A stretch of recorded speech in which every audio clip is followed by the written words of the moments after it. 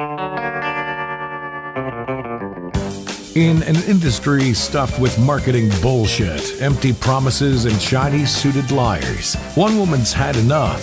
She knows what it's like to have the wrong clients, no money, and no time for fun. But she also knows how to fix it. And on the Business for Superheroes show, she promises to tell the down and dirty truth about business, sales, and running away with the circus. Here's your host, Vicky Fraser. Hello and welcome to the Business for Superheroes show. I'm Vicky Fraser and this is my husband Joe. Hello. Hello. So we're drinking herbal tea today. Misery Cheers. tea. Misery tea. Cheers. What is it? Rooibos. Vanilla rooibos. I always call it Red Bush because I don't know how to pronounce rooibos correctly. Well, just ask Kenda. She's South African. Hi, Kenda. Hi Kenda. I've asked Kenda and she says it's pronounced rooibos. Oh, does she? Yes. Okay. So there you go. Well, there you go. All right. Okay, so this week, I know we said last week that we were going to talk about how to come up with a book title, but clearly we're not. Because That's not how this works. that's not how this works. This past couple of days, actually, when you're listening to this, it's not going to be the past couple of days. A few days ago, I sent a couple of... Vicky, we're on episode 162. We really should have had this whole recording now, releasing in the future thing sorted out by now. I know. Really should have done. I've been asking people whether they've written a book before, if not, what has stopped them, and if they could sit down with me for an hour and ask me anything, what would they ask? And I've had some fucking brilliant answers. No questions. And it's been great. Good. So we're going to answer people's questions today, but before we do that, I just wanted to give people a bit of an update on my book. So I am now on chapter 16, I think, but I've missed one out because I can't bear to do anything with it because it's annoying me, so I need to go back to one of the chapters. But I'm now on chapter 16 of my second draft. Okay, how many chapters are there? 19 or 20. Oh, right. Okay, so pretty close to the end. Yeah. How many did you think there were? I don't know. You've read it.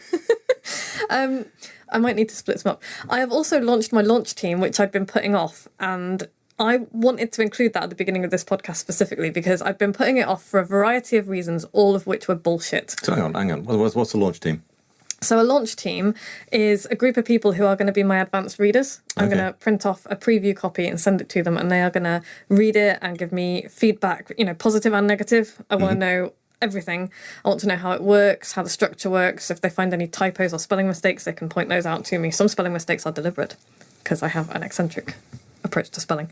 But yeah, and I've been putting off, and so I've gathered a group of people who said that they wanted to be involved, and then put them in a Facebook group, or that was the idea. And I gathered these people who very kindly said they wanted to play and be part of my adventure, and then did nothing with them for a week and a half because I was chicken.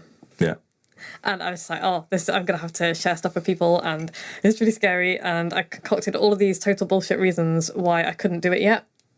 One of which was that I hadn't come up with the title of the book, which I still haven't finalised. So, but I think at the moment the title is How the Hell Do You Write a Book? Okay. Cool. Which has got good reader feedback so far. Anyway, I've finally launched the launch team, and the reason I wasn't doing it is just because I was scared. Just cowardice. It's a big step in it. It's a really big step, yeah, because I'm going to have to share stuff with people and put it out there. And so I shared my preface with people, and I've had the most... I've cried today at the responses that I've had to that, because you read them, didn't you? Yeah. Weren't they beautiful? Nice things were written. Beautiful things were written. Somebody said it was the best preface to a book they've ever read. And that just... I'm going to cry right now. Right, moving swiftly on. Okay, so I've had a load of really good questions from people about writing and publishing books. Okay. Joe's going to read them out, and then I am going to attempt to answer them. Okay. Go. Should we go? Right. So, Roy asks, my wife and I have written and self-published 3 books so far. One is a self-help course book, and we are playing with the idea of producing a video course from it. Do it! It has been a tough learning curve, which is why we are so excited about your new book. Yay! We Thank are you. in the editing phase of a 4th book right now. Wow. And it kind of sounds like you're fairly sorted. I guess my question would be regarding marketing books after self-publishing. This seems to be our struggle. In an attempt to answer this question, we have started a digital marketing course, but the subject is vast. If only we knew which bits of digital marketing actually worked. Well, Roy, everybody fucking struggles with that. Yeah. A digital marketing, yeah. The problem with the digital marketing course is, like you said, it's a vast subject and it's going to cover everything, and it's not specific to authors. I would really recommend you wait a little while until I've got my How to Market Your Book book out. I'm kidding. I mean, yeah, do that. Obviously, if you enjoy the first book, I'm hoping that you'll buy the second book. There are actually people out there who have got really good courses and books about how to sell your book. I'm gonna do my own version of that because I am learning my own stuff and doing it from my own experience. But there's a guy called Tim Grahl, Grahl, who I've learned a shitload from, and this is what he does. His clients are people like Stephen Pressfield and Daniel Pink, and that he had, I think, at 1.4 authors on the bestseller list. Now the bestseller lists are not all they're cracked up to be. They're not like the be all and end all. They are manipulated and all the rest of it. But I mean, this guy helps people sell bazillions of books. So have a look at Tim Grahl's stuff. He's got a book called Your First 1,000 Copies, I think. Mm-hmm. And it's fantastic. I've got it on my bookshelf behind me right there. I've been referring to it a lot in the run up to my book. So that's my first piece of advice, is to find something that's specific to author marketing. My second piece of advice is to build your author platform. Build your email list. If you haven't got, I'm sure you have, but if you haven't got an email list already, build it. Think about what you can give away to get people interested. Think about building a launch team in much the same way that I'm doing. So I think it was 46 people in the end who said that they wanted to help me launch my book and be my launch team. And they're going to be my advanced readers. They're also, I really hope, going to be sharing my book around and, tweeting stuff about it and sharing it with their audiences. Some of them have got big audiences, some of them have got smaller audiences.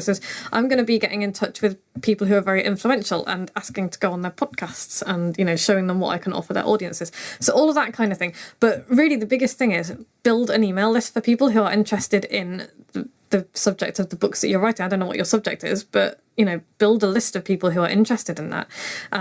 Before you start selling it, do what I'm doing now. Get people to ask you questions. What would you ask if you sit, exactly how I did? What would you ask me if you could sit down with me for an hour? And then answer their questions. Answer their questions not only in the book, but also in the marketing, so in podcasts and all of that kind of thing. But my biggest advice is find a course that's specific to authors, a good one. And Tim Grahl is fantastic. There's also a really good podcast called the Self-Publishing Formula Podcast, which I'm addicted to, and they are fantastic as well. It's more aimed at fiction authors, but almost everything in there is useful and relevant. And they've got a whole section, a whole little series that they did on non-fiction as well. So cool. Yeah. I also, in my book, I'm also, I guess, teasing my next book. There is a chapter on how to market your book and all the rest of it, but it's such a big subject. I'm not trying to cover the whole thing in this book that's coming out imminently. It's more of a tease. This is about how to write your book. Yeah. My course, by the way, published in 90 days, that actually has a couple of modules specifically dealing with how to market your book. Cool. So, if you want to, you could do that. If you want to do that course, then that course is available. So cool. Yeah. All right. Next question. Leslie says, I can't believe I have anything to say that is novel, unique on leadership and getting what you want in a career. Well, Leslie, I know that that's not true. That's kind of a common thing, isn't it? Yeah. We've had quite a lot of that. People kind of saying, I'm just a painter and decorator, or I'm a hairdresser or whatever. And it's like, they don't think there's a book in there somewhere. No. There is. There's always a book in there. I had exactly the same problem when I wrote Business for Superheroes, when I wrote my first book. I'm a copywriter, I'm a marketing coach. What can I possibly say that's new? It's like, well, I can't really. There's nothing new under the sun. But you know what, Leslie? Nobody has heard your take on this stuff yet. So, everything that you have to say on leadership and your take on it and getting what you want in a career, that's novel and unique. People are going to want... You know what? Everybody... I write about this in my book, actually, and say, nothing that I say in my book, facts-wise, is new. You can Google it. And find it there. That's not why people are going to buy my book. People are going to buy my book because they want my take on it. They want to know how I did it. They want to know my experiences and, what that's my opinions as well, because my opinions differ from other people's opinions. I'm not saying that my way to write a book is the only way. It's my way. I think it's better than everybody else. I'm kidding. But, I do think it's better than everybody else's for me. Yeah. Because this is the way that's worked for me. It's the way that works for my students and my clients. So you do have your take on things is novel, unique and interesting. And people who are your fans, they want to know what you think. They don't want to know what everybody else thinks. And to some extent, people are the audience out there is kind of lazy. If you can answer if you know what the relevant things are they want to know, and you can package that all up nice and easily for them to digest in a pleasant way that they can get their heads around it, then they'll buy it. Yeah, which, by the way, is exactly what I'm doing with all of your questions, because Leslie has asked more questions as well. Joe, carry on. Okay. Tell me how, not just the pull out a pad of paper and start to write, but the real stuff. Where does inspiration come from? Well, I cover inspiration I cover it in a chapter of my book, don't I? Yeah. Have you deliberately framed these questions so that your book is the answer? No. Well, yes, a little bit, and that's a lesson in itself for people. But I'm also going to, I've already seen a couple of questions that I haven't really answered fully in my book, and I'm going to tweak the book now based on that, because I know that I'll be able to answer the question. But this is the point that Joe's just made, Leslie. If you can package together all of people's questions in much the same way as I'm doing right now, and then answer them in your book, people will want to read your book because it'll be a neat package. Everything that they need will be in one place.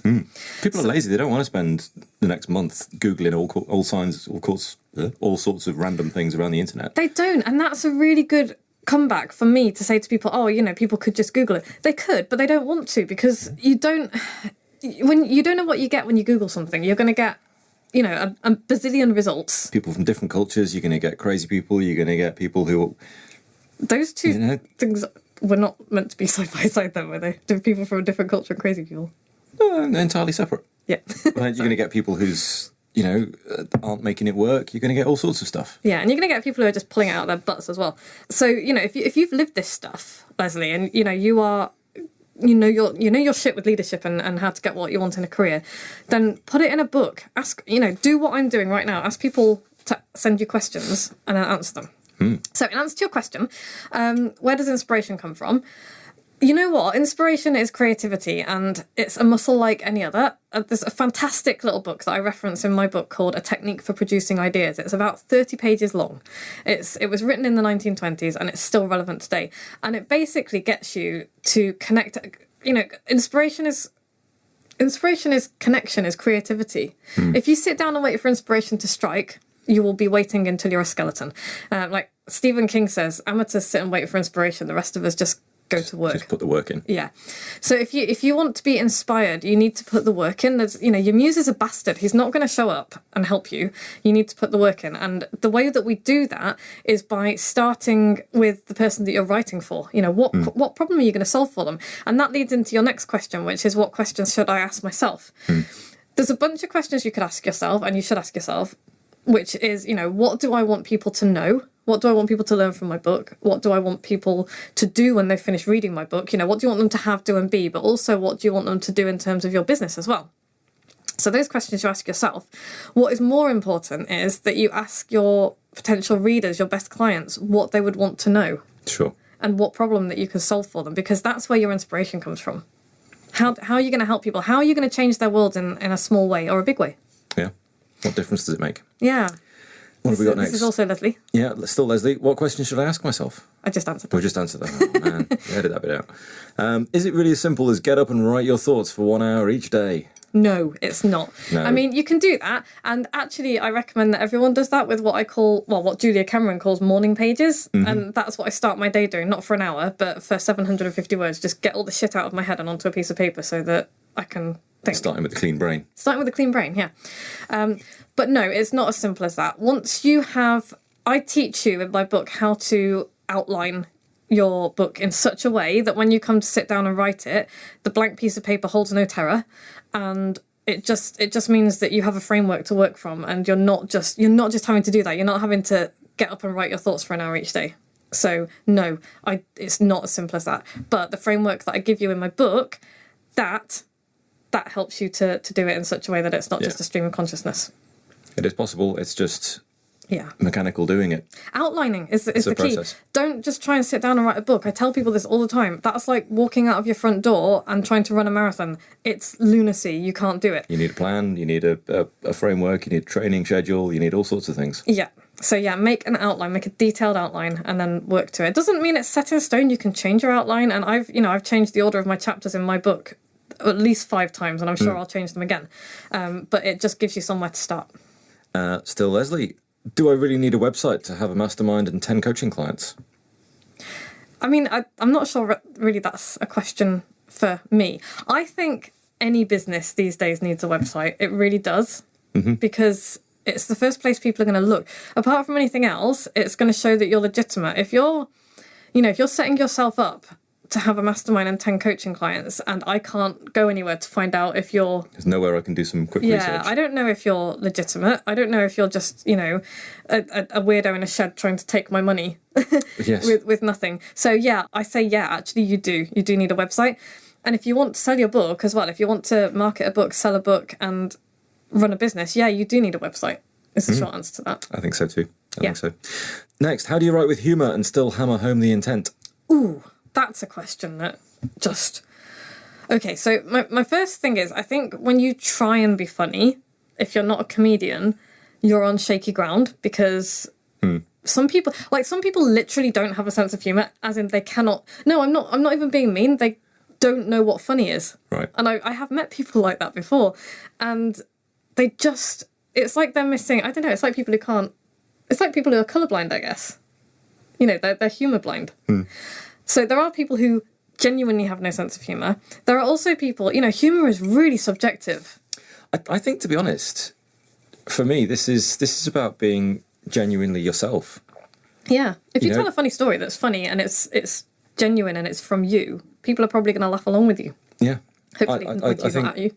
Yeah, I think be yourself. I think that's what I'm hearing in this question. Really, is don't try and write in a style that doesn't suit you. No. Don't write in a style that you're not comfortable with. Write the way people experience you. Yeah. And then you don't have to worry about being funny or hammering home intent or being switching between light-hearted and serious and all that kind of stuff. You're just being genuine. If you have a point to make, you make your point, and then you tell a story to back it up. You illustrate it a little bit with whatever. Sometimes that story is going to be funny. Sometimes it's not. That's not the point. I think if you're trying to be funny, unless you're a professional comedian, you're probably not going to be. You're going to spend an awful lot of time agonising over how funny this sentence is. Yeah. Could take a while. Yeah, I really hope that when you get a copy of my book, you'll see kind of how it's done. I don't mean that to sound big-headed, but you've read the first draft of my book. Yes. It's funny in places, right? There's funny bits. And there's, but mostly it's just me being genuine. I think so, yes. Yeah. It's quite strange, the sort of you've written down. It's weird. Freaks me out. Thanks for that. So there's a sales pitch for my book. It's quite weird you've written down. I'm gonna print that in the front of my book as a testimonial. Great. It's quite weird you've written down. Nice. So I hope I've answered your questions somewhat, Leslie. My book will answer more of them. I haven't got time to go into it now. Next question, Charles. Sure. Yes, I'd love to write a book for my business one day, especially once I've figured out exactly what my business will become. Good first step. That is a good first step. Yeah. Carry on. What's stopping me is a lack of current expertise in my new career as a photographer and videographer. I've done the former semi-pro for years and I'm pretty good, but the latter I'm still learning the basics. I don't know enough to position myself as an expert. Okay, this is a really common question that I get as well, and a really common concern that people have. So this is, you could write your journey book. Yeah, because people forget, right? Everybody forgets this, that there is always somebody who knows less than you. And as long as you're not setting yourself up as the guy at the top of the videography tree, the guy at the top of the photography tree, the one who's been doing it for 50 bazillion years and has, all of the experience, as long as you're not falsely touting yourself as that, it doesn't matter. And I had this exact same concern when I wrote Business for Superheroes, because I hadn't been in business. I'd only been in business for 4 years when I wrote it. And I just felt like, who the hell am I to write this book? About how to start and run a business. And that's the point. I didn't write it for people who have been in business for, 10 years, 20 years and were way ahead of me. I wrote it for the people who were in my position 4 years before. Yeah, freelancers who weren't making any money. Yeah. And so, there was, God, I read that book every now and then and I'm like, oh, God, the things that I know so much more now. And that's okay, because the book that I wrote then is not aimed at the me now. It was aimed at the me when I first started my business. So you can absolutely write a book about photography and videography. I don't know what you mean when you say your new career as a photographer and videographer. I don't know what you're specialising in, but I do know that what you have to say will help people who are right at the beginning of their journeys. So you are expert enough. Absolutely you are. As long as you're not, as long as you're not positioning yourself as a brain surgeon when you're a first year intern, it doesn't matter. If you're being honest about where you are in your career journey, then there are going to be people who are going to find that helpful. Yeah, absolutely. For sure. And also, people forget this as well. You are far more relatable to people who are at the beginning of their journey if you're not positioning yourself as, the Tony Robbins of photography.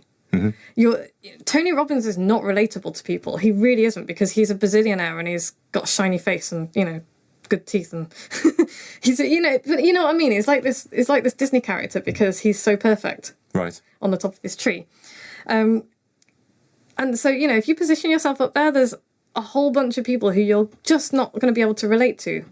And I've had my superheroes say that to me, that it's fantastic when I share the stuff that I struggle with, because that makes me really relatable. Yeah, it makes you human, gives them encouragement that, people who are successful do struggle with stuff, and they do, fail at things and have to work at it.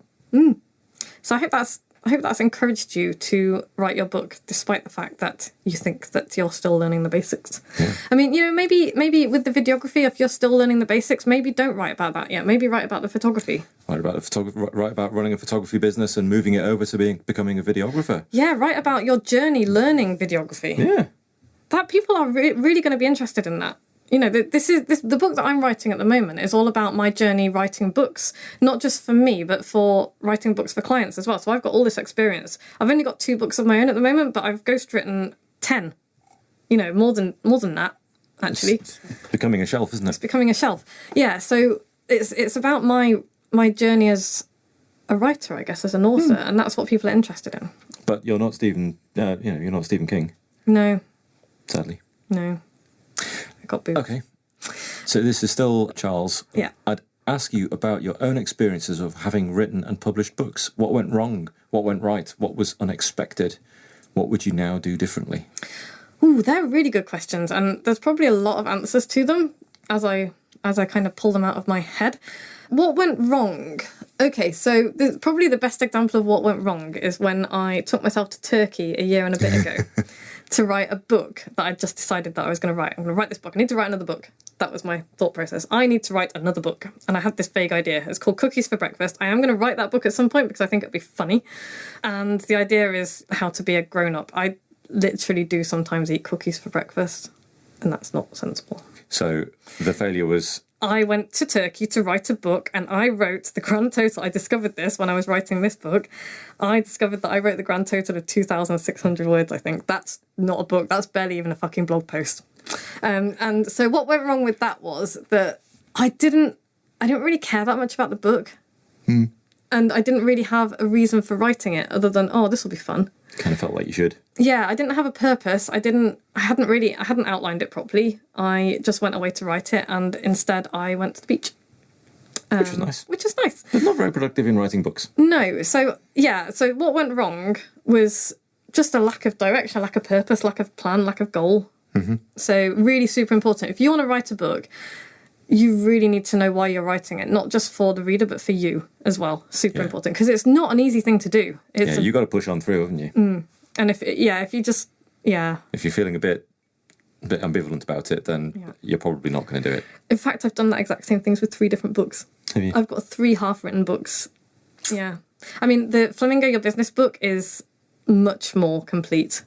But again, I'm going to write the book, but it wasn't an immediate priority for me, and that's why it kind of languishes half-finished on my hard drive. So finish that book. Yeah. So I've made the same mistake, not once, not twice, but 3 times, guys. What was the third? I could have learned. You know what? I can't even remember. I know that there's another book languishing on my hard drive. I can't even remember what it was. Anyway, moving swiftly on. What went right? Okay, so just... Well, the second time you went away again. I went away again, but I went away with other writers who had a clear purpose as what they wanted to achieve, and I had a group of people who they weren't really. I mean, they weren't all. Jen was writing a fiction book. Hi, Jen. Hi, Jen. We did a podcast, from Lanzarote that you can go and listen to, and actually listening to that podcast will tell you what went right. But really, what went right was I knew what I wanted to do. I had a really clear purpose for what this book was going to do for my business and for me. And when I actually went to write it, I had people around me who were really supportive. I can't even tell you what a great time we had. I mean, we had a fantastic fun time as well as, you know, I got the entire first draft of my book written. That's good going. Yeah, and so that went right. I cannot overemphasize how important it is to have the right people around you when you are at varying stages of writing your book. So important. And that's part of what I've done with my book course, actually, is I've created this online community as well. Yeah, small community of people who are all going through the same stuff as you are. And that's one of the goals for this new book, is that I really want to create this writers community that's going to be, I'm really excited about it. So that's really important. What was the third part of that? What was unexpected? What was unexpected? Things I had learned. So I am, like everybody else, super hard on myself, much harder on myself than anybody else ever is. And I have obviously been looking all over the place for research, for background information, for inspiration to write this book. And I have just found some incredibly talented writers that I hadn't discovered before. And also I've discovered a little bit about myself as well. So there's a writer called Anne Shaybani. I'm a big fan of. I love the way she writes. And I just managed to convince myself for a few days that I was just utterly shit at writing and I shouldn't be doing this and all the rest of it. And I was comparing myself to her, who has an MA in creative writing from Harvard University. I do not have any of those things. And, you know, I was just... Anyway, I had a conversation with my coach, Mark Setch. Hi, Mark. Hi, Mark. Who is Marvapotamus. And he helped me to reframe it in such a way that, you know, instead of thinking I can never be this good, instead, what can I learn from these people's writing? What can I take from it to improve my own writing? And, you know, come at it from the point of view that other people write books to help people. It's not just to make money, it's to help people. And what I never want people to read my book and think, oh, I could never write as well as Vicky, and then give up. That's not what I want people to take away from it. What I want people to take away is, oh, wow, you know what? She struggles with stuff as well, and this is how she deals with it. And so that I learned, that was unexpected, actually, that's what I wanted people to take from my book as well, was not just how to write a book, but all of the confidence stuff as well. Yeah.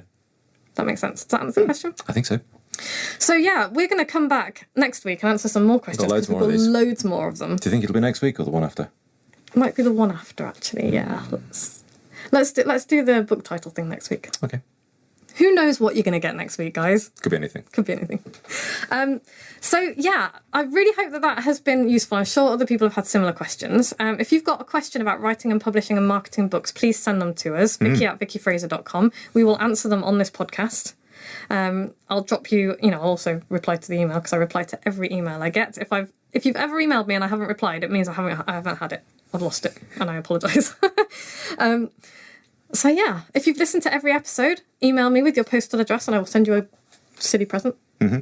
And if you like this podcast, please go to iTunes and subscribe, because it helps us to climb the ratings and it makes us feel good. It is nice. And share it. Send people to vickyfraser.com/podcast. Cool. Thanks, Joe. No worries. And I hope everyone's enjoying seeing our faces as well if you're watching the video version of this. And Whiskey, if you come here, you can see our beautiful Whiskey cat. Come here, Whisks. Because Whiskey's been on the podcast before, in fact. Oh, come here, you. Yeah. Oh, she's going to be grumpy now. So this is our beautiful, beautiful Whiskey cat. Oh, she's being shy. Oh, now she's velcroed herself to my leg. Oh, now she's angry. No, don't. No, end the cat. End of the cat. Right, we're going. Thanks very much. Bye. Bye. Whisk, I'm sorry. Oh, she's got the rage. What have you done? I'm sorry. Like what you've just heard? Tell your colleagues, tell your friends, send them to www.businessforsuperheroes.com/podcast.